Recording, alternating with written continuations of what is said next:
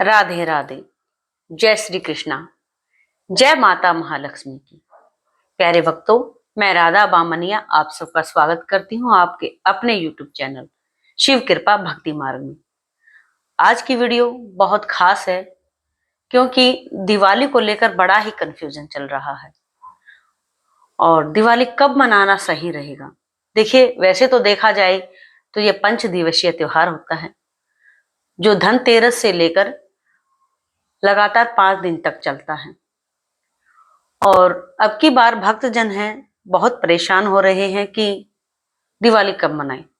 देखिए, दिवाली हिंदुओं का सबसे पवित्र त्योहार होता है और यह पूरे भारत में बड़ा ही धूमधाम से मनाया जाता है। लेकिन कई जगह दिवाली 20 को मना रहे हैं, कई जगह 21 को मना रहे हैं। देखिए, सही देखा जाए तो कब मनाएं, 21 को मनाएं या 20 को मनाएं।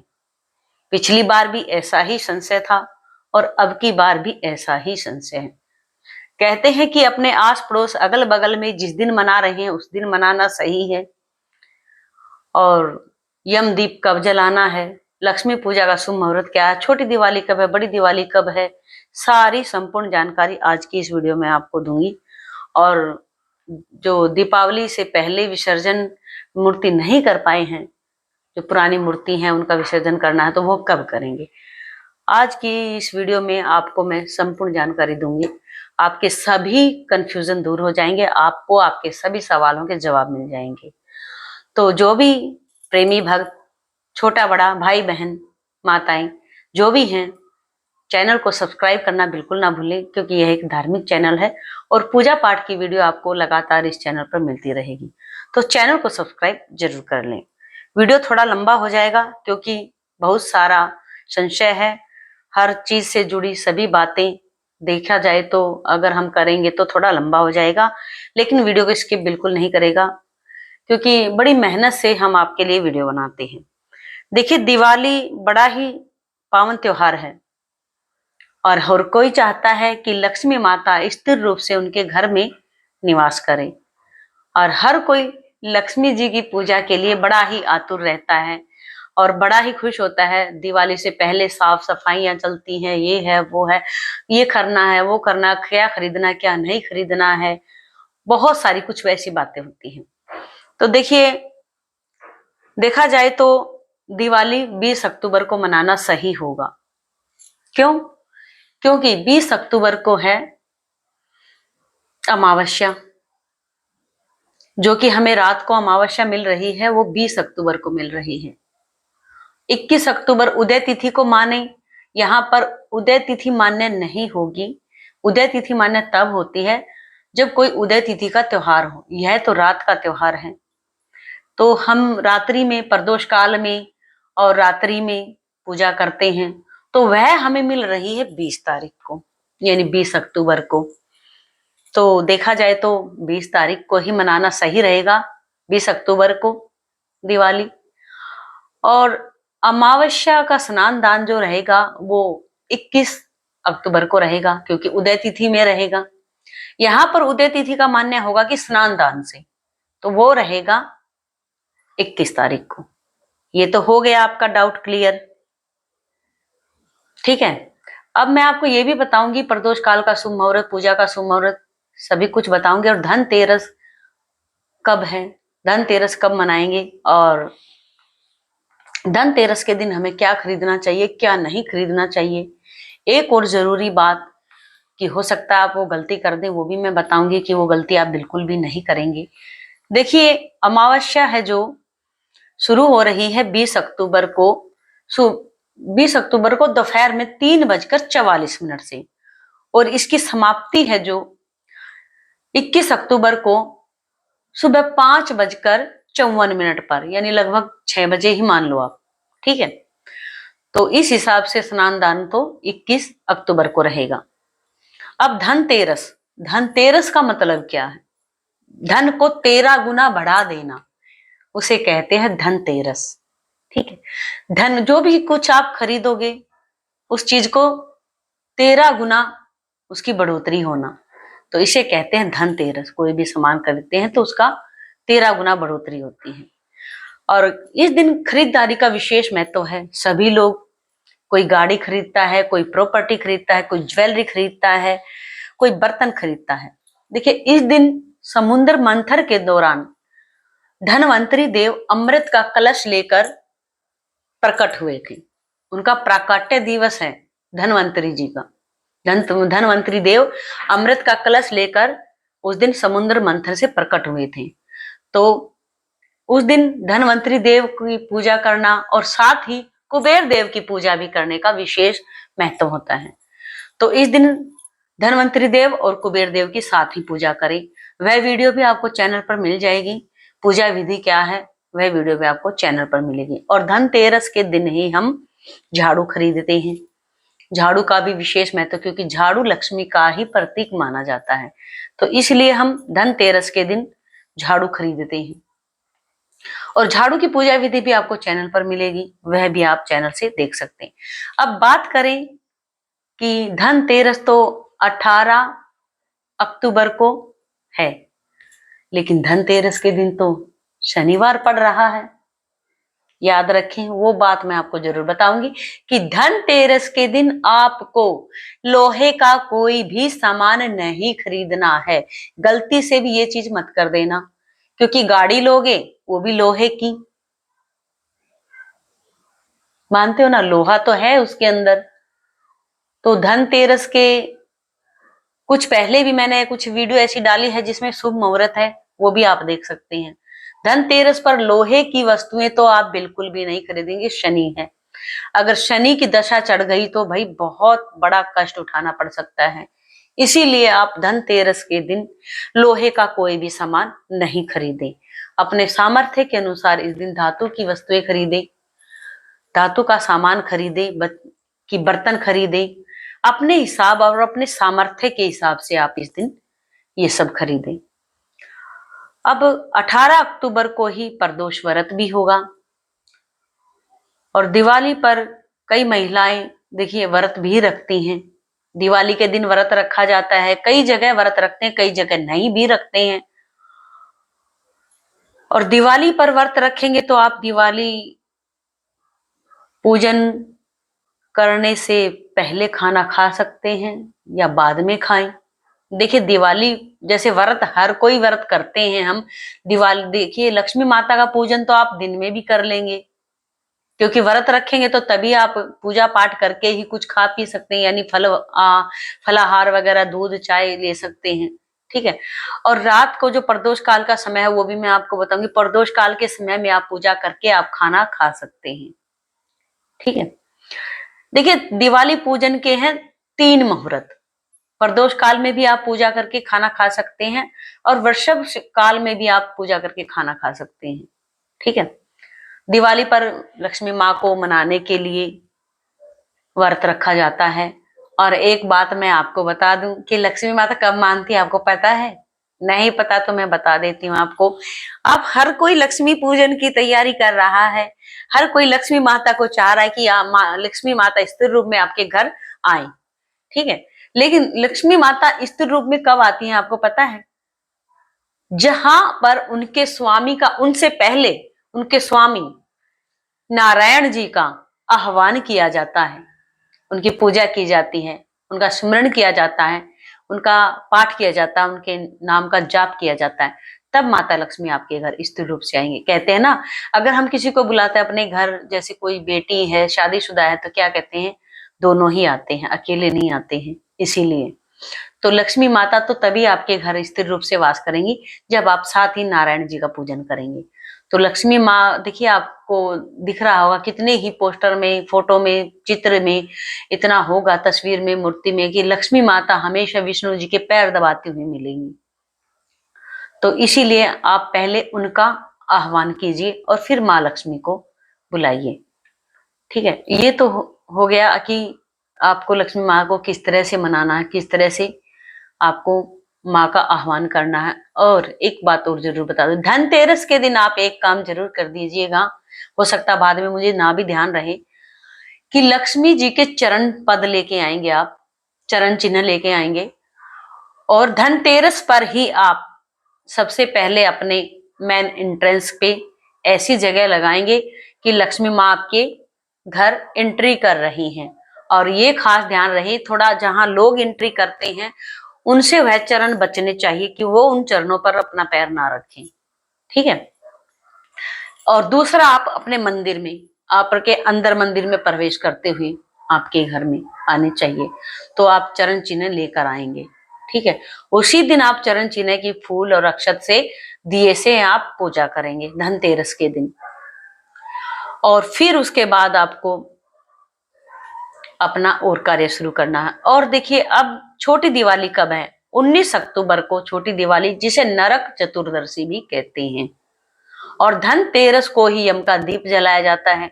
देखिए, कहीं कहीं तो धनतेरस को यम का दीप जलाते हैं, और कहीं कहीं छोटी दिवाली यानी नरक चतुर्दशी के दिन यम का दीपक जलाते हैं। लेकिन यम का दीपक चौमुखा जलाया जाता है, ध्यान रखना, और दक्षिण दिशा की तरफ रखा जाता है। हमने पितृपक्ष में भी दक्षिण दिशा में ये अपने पितरों के लिए दक्षिण दिशा में दिया जलाया था। वो यम की दिशा होती है, दक्षिण दिशा। तो यम का दीपक भी हम दक्षिण दिशा में जलाएंगे।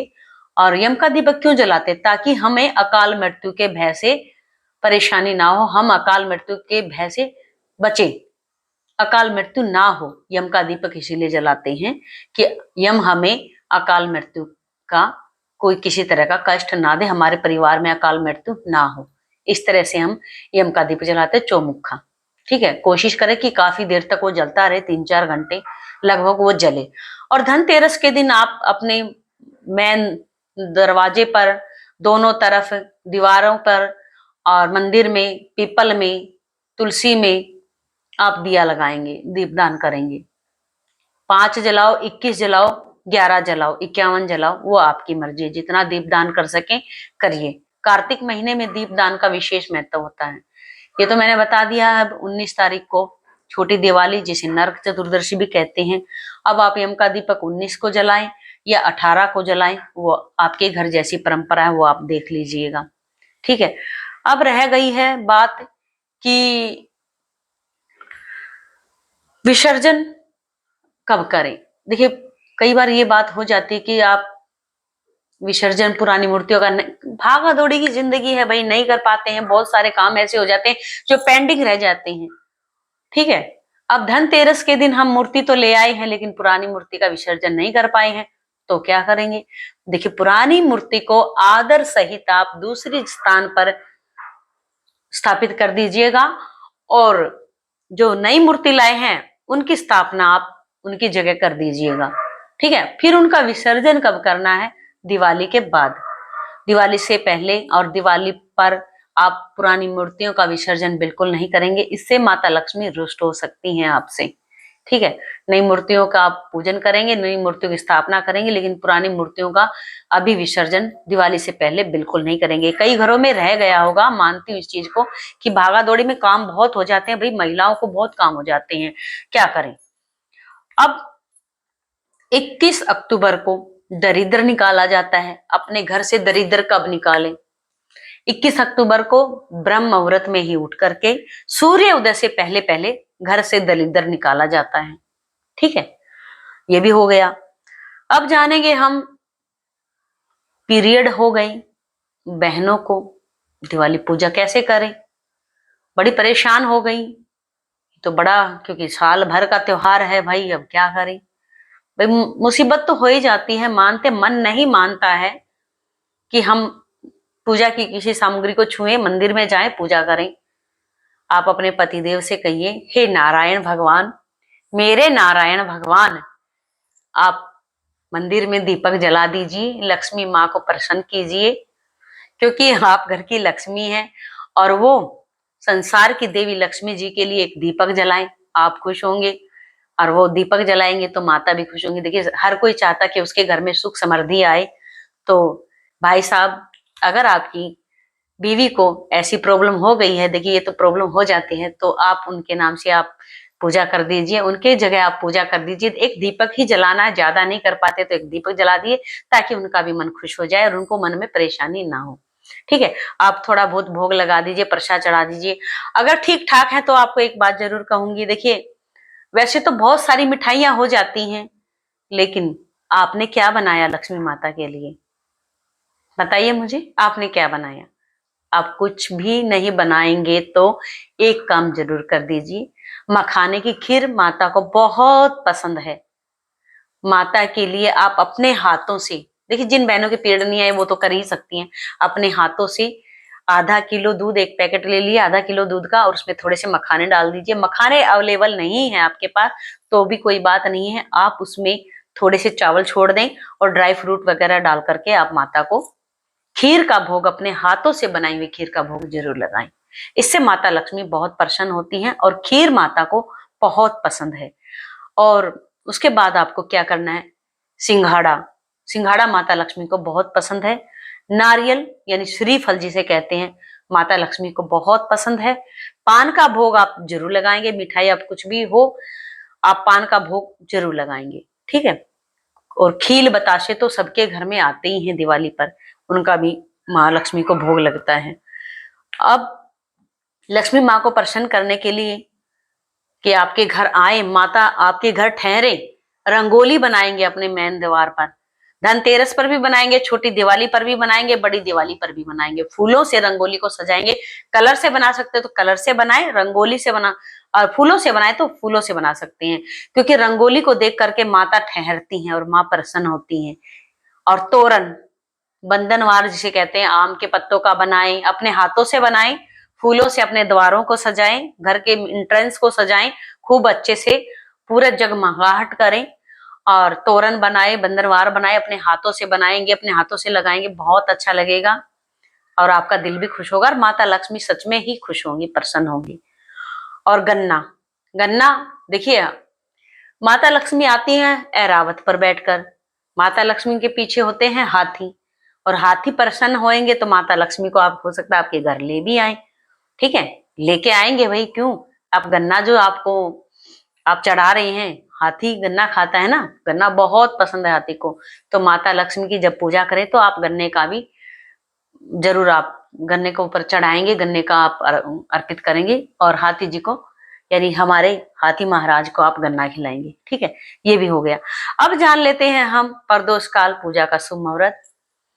प्रदोष काल पूजा का शुभ मुहूर्त सुबह 5 बजकर, नोट कर लें, सुबह 5 बजकर 8 मिनट से 6 बजकर 38 मिनट तक। वर्षभ काल शाम 7 बजकर 8 मिनट से 9 बजकर 3 मिनट तक। निश्चित काल पूजा शुभ मुहूर्त जो सबसे बड़ी पूजा की जाती है, जैसे अपनी कुल देवी की पूजा की जाती है, माँ काली की पूजा की जाती है, माता महाकाली की पूजा की जाती है, माता लक्ष्मी की विशेष पूजा की जाती है। 11 बजकर 41 मिनट से निश्चित काल मुहूर्त है और 12 बजकर 31 मिनट तक निश्चित काल मुहूर्त रहेगा। ये तीनों मुहूर्त मैंने आपको बता दिए हैं, दोबारा से आप सुन लें, नोट कर लें। प्रदोष काल मुहूर्त सुबह शाम 5 बजकर 8 मिनट से 6 बजकर 38 मिनट तक। वर्षभ काल मुहूर्त 7 बजकर 8 मिनट से 9 बजकर 3 मिनट तक। निश्चित काल मुहूर्त 11 बजकर 41 मिनट से 12 बजकर 31 मिनट तक। हो सकता है कि आपके सभी डाउट क्लियर हो गए होंगे प्यारे भक्तों। दिवाली खूब अच्छे से मनाइए, धूमधाम से मनाइए, अपने घर को पूरा रोशन करिए, दीपों से और लाइटों से अपने घर को पूरा जगमगाइए। एक चीज ध्यान रखना, पटाखे बिल्कुल मत जलाइए, पटाखे ना फोड़िएगा, पोल्यूशन हो जाता है। बड़े बुजुर्गों को पोल्यूशन से बचाओ, अपने आप को भी पोल्यूशन से बचाओ। दिवाली बनाइए बिना पोल्यूशन के, ठीक है, पोल्यूशन मत फैलाइए, आप एक अच्छे नागरिक बनिए।